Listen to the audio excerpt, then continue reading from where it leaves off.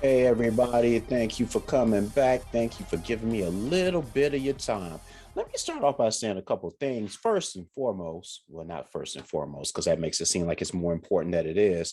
But it's just interesting to me that I have Barry Manilow songs running through my head. Don't ask me why. I cannot figure it out.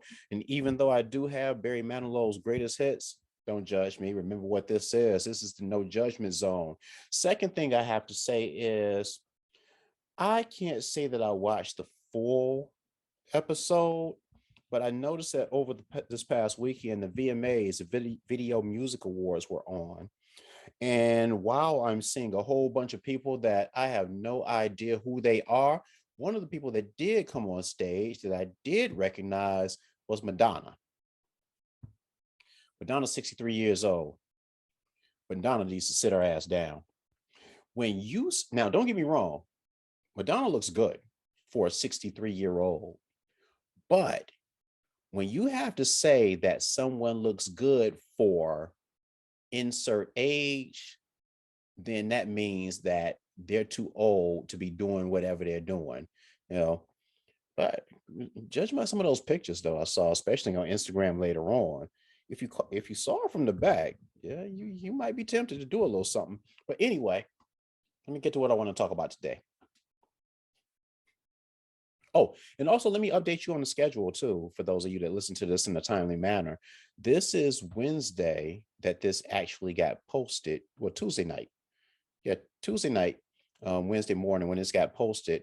This will be it for the week. And then starting Monday, I'll have one on with a guest. And then we'll go back to our regularly scheduled program. And Friday will be the one after that. So this is the only one for this week. And then there will be one on Monday with my special guest, and then the Friday afterwards. So look forward to that. Okay, let me get to what I want to talk about today. Okay, I had a conversation with a woman last week that I met online. I know you heard that one before. I think I actually started off last week by saying the exact same thing, or at least something similar.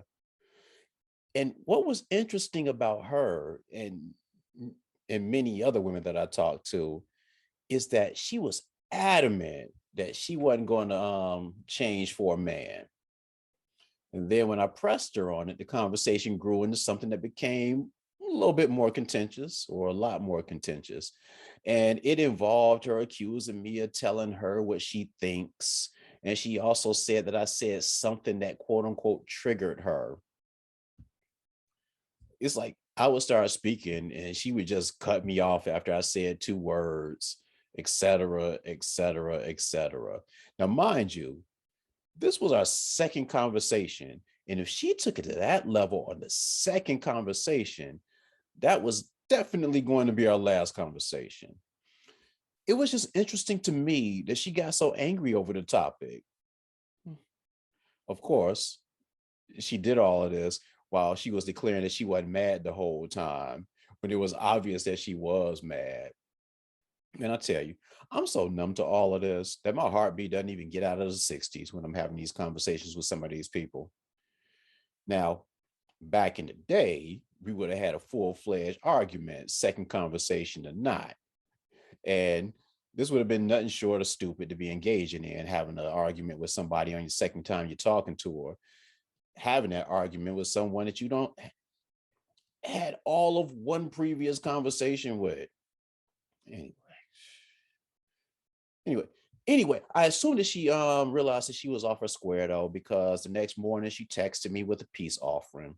But by that point, as far as I was concerned, the damage was done. And so was I. I was done just like the damage. I mean, if that's how you disagree when you first meet somebody, I found that those things don't get better over time. That's part of your personality. And in her peace offering, she blamed our level of disagreement on communication. Communication is blamed for everything these days. And and while that is a component, true enough, the bigger issue here was her level of passion. Some people, for some reason, had this natural passion that they hadn't figured out how to control. That is, if they're even trying to control it. To some people, everything is a fight.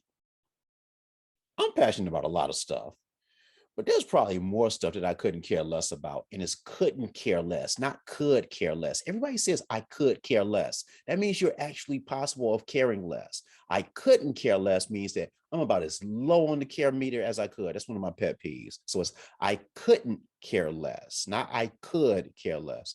Anyway,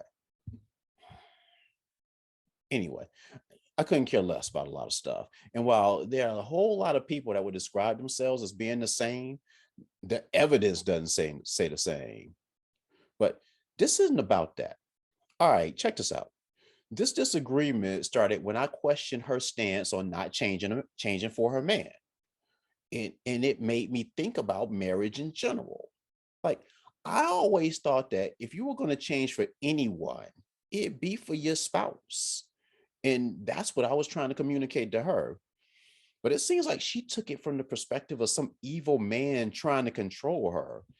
And I guess I get it if some evil man was trying to control you. But if you enter into a relationship with someone in good faith, why would you be thinking that he's evil and trying to control you in the first place?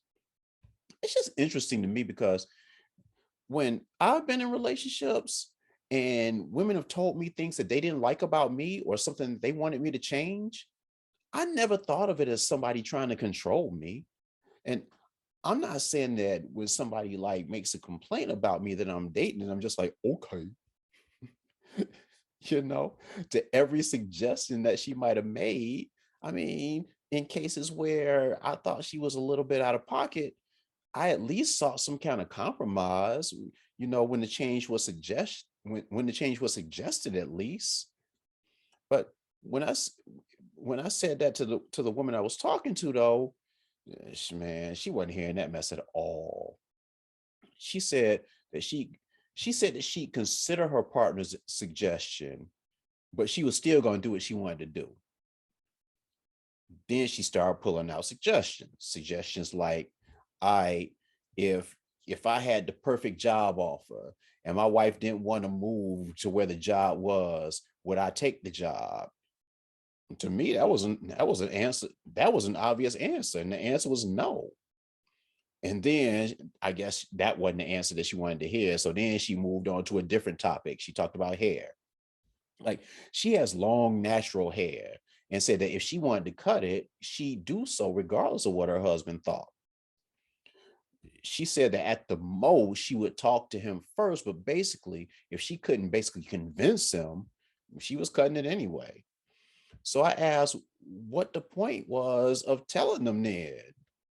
And I got no discernible answer. Just attempts to try to pivot or whatever. I don't know, man. The way that I always viewed marriage personally was that your spouse is the most important person in your life, besides your kids, but they shouldn't have anything to say anything. So they don't really count. And call me crazy, but I always felt that every decision that was made as a couple. I thought you lost the right to do what you wanted to do, quote unquote. I thought that the whole ain't no man slash ain't no woman gonna tell me blah blah blah. I thought all that went out the window when you got married. I don't know. And that's whether the conversation is about moving for a job or cutting your hair, regardless of what the conversation is about. It just seems like it should be a mutual decision.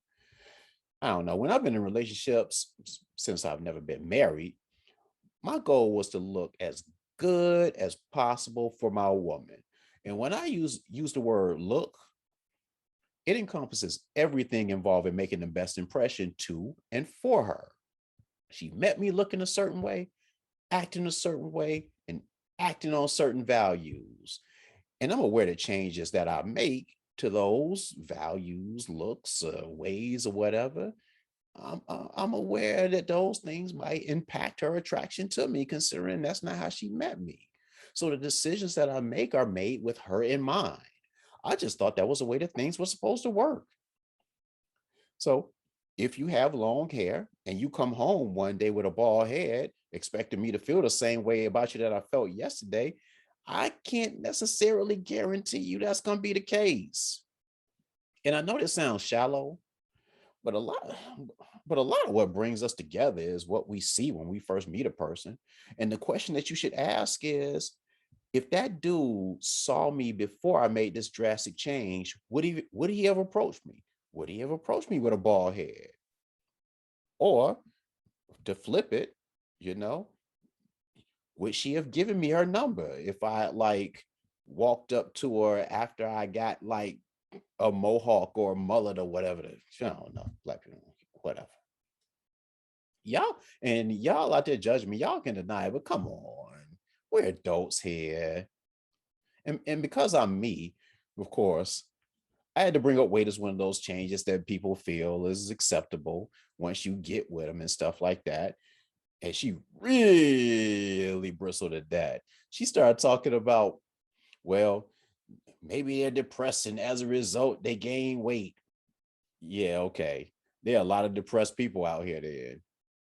Again, every decision that I make will be with my spouse in mind. It's funny because I read an article about an MMA fighter. He's a UFC fighter. His name is Jared Cannonier. And in the article, he talked about when he made his transition to MMA. And he talked about how grateful he was that his wife supported his decision. And I was thinking, oh, that's so sweet. She was riding for a dude. That's pretty cool. Until he said that he was grateful because if she wasn't supportive of him leaving his job to become a professional fighter, he would have left her. Wow. And he sounded dead ass serious about that too. Okay. And that reminds me of another story of a woman that I know that was married to a lawyer once. He hated his job, and as such, he quit. Wait for it. He wound up working at Waffle House. Dead ass. I am not joking with you. I am not exaggerating. I am not lying. He wound up working at Waffle House. The lawyer turned cook. I'm assuming he was a cook. He might have been a waiter. I don't know. Either way, he was working at Waffle House. Not that there's anything wrong with working at Waffle House, but even Waffle House workers have to admit that's a hell of a transition to make from lawyer to Waffle House employee, not corporate. Like franchise number 678 around the corner. The ones that you see on like TMZ where fights breaking out every weekend because one wanted plastic silverware and they wouldn't give it to her and the cops start slamming people and all that stuff. Yeah, that Waffle House. So his wife left him. And the question that I have to ask is, was she wrong for leaving him? She met him as a lawyer. That was his thing. That's how he stepped to her. Like, hey, I am so and so. What do you do for a living? Because that is inevitably what always comes up. And his answer was, I'm a lawyer. That was part of what made him attractive to her, I'm sure. So I'm attracted to you because of partially what you do to make money.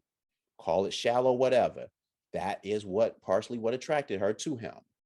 So he takes that part of himself, strips it away, and doesn't transition to a lateral position. And not to say that the Waffle House employee is beneath them, but the Waffle House employee is making a lot less money unless he's selling crystal meth in the back alley behind the Waffle House. But that still wouldn't count because that wouldn't count as part of his Waffle House paycheck. All right, sorry. Sounds like I'm disrespecting the Waffle House employees, and I don't mean to disrespect the Waffle House employees. But the point in the question that I asked, was she wrong for leaving him? Not to me. Yeah, I don't see anything wrong with that. I mean, and to the point about compromise, it seems like there was a compromise between lawyer and Waffle House employee. There was some middle ground there somewhere, but apparently that was his love. Anyway, so it's not to say that you should be miserable because you were at that job when you were married. But for one person, in this case, the lawyer or Jared, to make a unilateral decision, like I said, it, it's pretty extreme because they didn't make, well, they did make unilateral decisions because I'm imagining that their wives really didn't have any say. It was like you either go along or you get gone. So for them to make unilateral decisions is pretty extreme, like I was saying earlier. And I'm just amazed that there wasn't compromise, because there's compromise in every decision. I don't believe that any decision needs to be made unilaterally. I believe that you can find something in everything. It's like, okay, if the woman wants to get her hair cut off, it's like, all right, cool. How about you cut it shoulder length? How about you cut it into a bob? Is that what they call bobs? I don't know.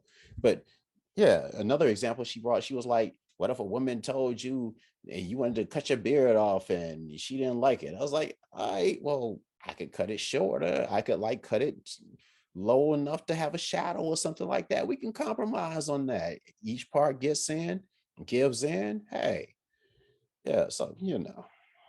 I don't know. I don't know.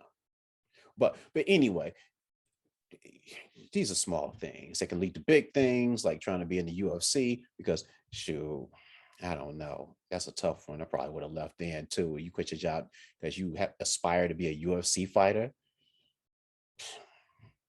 I don't know. But hey, in Jared's case, it worked out for him. I can't speak to Waffle House dude's case, but for Jared, it worked out for him. And if you're someone that's not willing to compromise on the inevitable changes that you might be wanting to make, then maybe you shouldn't be with that person in the first place. If you know, if someone is making demands of you all the time and stuff like that, you're not with it. He won't compromise or she won't compromise. She's just demanding, trying to be controlling, and there's no middle ground. Yeah, why are you with that person? Mm, I don't know. And conversely, if you're with someone who's constantly making changes without consulting you, maybe you shouldn't be with them either. Again, I just feel like you should always be working to be as attractive as you can to someone, the person that you're with, physically, mentally, etc. I don't know. But apparently, a lot of people feel like the person that they're with should be attracted to them and accept them regardless of what they do to themselves. That's a hell of a burden to put on someone that you claim to love more than anyone else. Your quote unquote person, your quote unquote best friend. That's look how you treat your person or your best friend or whatever.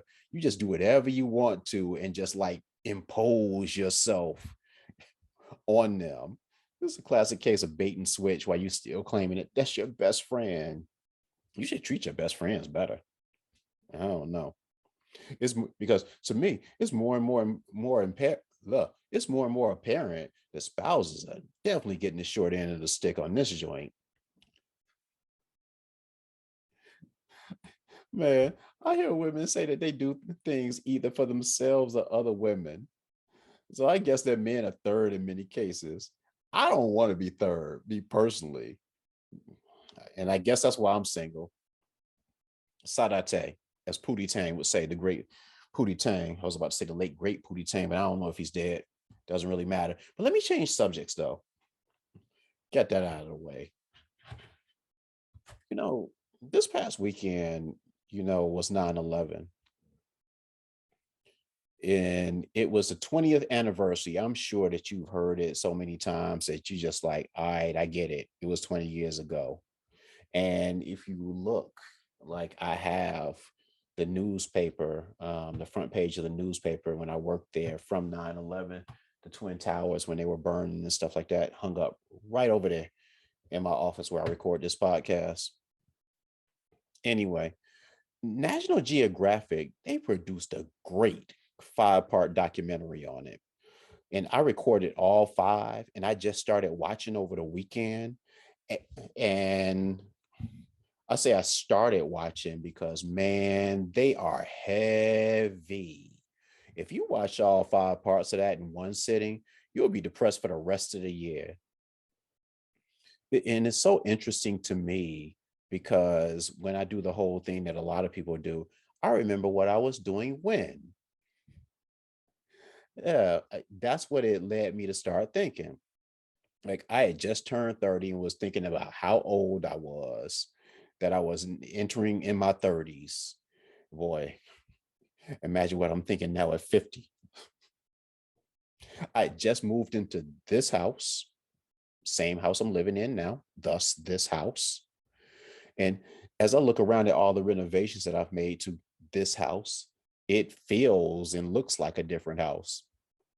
But anyway, that morning, I was getting ready for my job at the newspaper here in Atlanta, and I was watching the Today Show. And back then, I used to watch the Today Show religiously every morning. It was like appointment television. I was so bad, I used to record it. So when I went to work, I would come home and watch what I missed when I got back home from work. I was actually on today's show. I still have the VHS and the DVD of me in the audience, me and Reggie's dad, as a matter of fact, in the audience waving at the camera. The camera stopped right at us, and me and him are waving. Reggie was back at the hotel asleep. Oh, sorry ass. So me and his dad got up and we went down there and wound up on TV. So yeah, that was back then, and that was back also before we all knew that Matt Lauer was like locking women in his office and allegedly raping them. Like, dude, under his desk, he had like a James Bond button that he would push to close and lock the door. So women would come into the office and he would push this little button to close the door and take advantage of them. Now, with all of that said, and I know I'm getting sidetracked, you know, different stories, because no one actually said that Matt Lauer raped them, as I recall. They said that he forced himself on them and they didn't feel comfortable telling him no because of his powerful position. I guess that goes back to the episode that I went into with who was the dude? Cuomo. Governor Andrew Cuomo and his thing. But again, I still maintain Cuomo's thing was just old man shit. Matt Lauer is just creepy, even though, you know, shoot, I, I don't, I'm losing my job before I let somebody rape me. But with that said, still, I digress. That's Matt Lauer. That's Matt Lauer's fault. Yeah. Anyway, Matt Lauer. Anyway, it was before all of that. That's the point. I forgot where I was going with this. Anyway, but also back then, I was in a relationship with a woman that I would literally fight with several times a month. It was like appointment television. It's like, if not once a week. And we did that mess for 6 years. We used to fight multiple times a month. anyway, anyway. And I know some of y'all thinking, you fought with a woman monthly for 6 years? Trust me, I'm still kicking myself about that mess when I think about it. And I know some of you all who are around back then that still know me to this day are laughing as y'all listen to this mess and how pathetic I was during that time.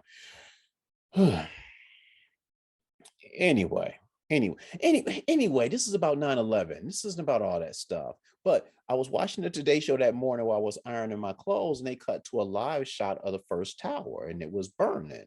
And no one knew what was going on. And the thought was that there was some issue with the plane equipment that caused it to divert off course, or maybe the pilot had a heart attack and something happened, even though they have multiple pilots in the thing in the cockpit. And then someone mentioned the possibility of terrorism, but I wouldn't say it was quickly dismissed, but it just didn't carry as much weight with everybody else that was talking about what could have possibly been happening. Then, as they were talking while they were showing the live shot, you saw the second plane fly into the second tower. Then everybody was like, oh, you said terrorism, right? Yeah, well, maybe that's what it is after all. And all of a sudden, terrorism came to the forefront. And I remember I only had one friend in New York at the time. She lived in the Bronx. So, you know, she was crazy. Actually, she wasn't crazy, but still, she lived in the Bronx. And I will say, you know, if you're not from New York, you hear about the Bronx and you think that, shoot, the Bronx is like, shoot, living as close to death as you can get. But man, her place was nice. Or maybe my concept of what nice is just different from what other people think. But shoot, I don't know if it's a good part of the Bronx, but if it is, she lived there. Anyway, I called her that morning. I actually woke her up because she wasn't even up, which is what waking up means. And she didn't even know what was going on. And when I told her what was going on, like, yo, some planes are flying into the World Trade Center or whatever, I wouldn't say that she was dismissive, but it was New York. And it was like her attitude was like, something's always happening in New York. So with her waking up and everything, it's like she didn't grasp the magnitude of it. And really, when thinking about it, how could you really grasp the magnitude if you weren't watching it happen like I was? So anyway, I continued to get ready for work. I went to work, and once I got to work, we couldn't do anything because the internet didn't have any bandwidth. Everybody was online. And so our boss like just sent us home and told us to work from home, thinking that the home internet would be faster, which it was. But shoot, who was really doing any work then? Anyway, but even with all of that said, I didn't go home anyway, not immediately at least, because for people that don't know, the newspaper headquarters back then in Atlanta was like literally like a block away from CNN's headquarters. Like we would walk from our building to CNN to have lunch there. It was that close. And while most of the operations from CNN are now done in New York, back then Atlanta was the headquarters and where the action was. So even though it's not like I was going to run over to CNN's newsroom just to get a vibe or anything like that, they wouldn't let me in. But just being that close, I still wanted to be around downtown and just being between the newspaper and CNN and all of that stuff. I thought it was cool. I didn't know why, but it just seemed like it was. But after a while, that must got boring considering I couldn't see anything. So I just went home and did, like I said, did absolutely no work. I just watched the news. What a day. I tell you what, despite my many grievances with this country, especially in this day and age, I think that might have been the day when I felt the most patriotic. And then it didn't take long for President Bush, you know, he killed that vibe by getting us in two wars, particularly that Iraq war, which had nothing to do with anything. That war and the war from Afghanistan that we're still recovering from, and now the troops coming out of there and everything. it- People don't even realize and remember that that started on the strength of 9/11, and look at it now. Okay, but that's another story. This isn't about me bashing George Bush or anybody else. Hey, it was a weird time and everybody was just trying to do whatever they could. You see all the Democrats talking about how they voted for it, but they take responsibility for their vote. That's what Hillary said. But the Iraq thing was just strange. It was just strange. But again, that's another story. I said it was another story before, then I went back to it. On a side note, I flew to Phoenix, Arizona on vacation 2 weeks after that, once the airports reopened. People thought I was crazy for flying so soon after 9/11, but I don't live my life that way. Life, man. But anyway, going back to the documentary, a lot of part one was about the bravery of the firefighters. And this makes me think back to dating and bringing this back to dating and relationships and such. And one of the things that struck me was that they openly talked about the possibility of the firefighters, that is, they openly talked about the possibility of their not making it home that day. They like were talking in the lobby, basically saying that we could die today. The question is, how many of us are willing to make that sacrifice? The sacrifice of our lives for those are total strangers. Damn the job. Most people I know, while they may not love their lives, they're not willing to knowingly give it up for someone else's. And again, how this comes to dating, I think about if my wife were a firefighter or just someone in that building and she called me, like say she was a firefighter and she called me and was like, hey, I'm headed to the World Trade Centers. You know what's happening. I just wanted to call you and say I love you. I would tell her to get out of there at all cost. I don't want to be as crass as to say F everybody else, but I want her to leave and come home immediately. Conversely, if I were a firefighter and I had gotten a call from my wife, or if I called my wife and gave her that message, would I have just left? Would you? It's one of those deals where I don't think you're a bad person either way, but it also speaks to how courageous those men and women were to do what they wound up doing. And as we all know, many lost their lives. As my mother used to always say, life, man. And as I added later, it'll kill you. Thank you all for listening. I kind of rambled a little bit. I was kind of all over the place in some of those things. I got off on several tangents, but hey, that's what you listen for. Or if that's not what you listen for, just lie to yourself and say that you do while you're telling 50 friends to tell 50 friends. Thank you all for coming back as always. Reggie, what'd you think about 9/11? Well, it's a stupid question to ask. What did anybody think about 9/11? Whatever, man. Say goodbye to the people, Reggie. Nothing? Oh, well.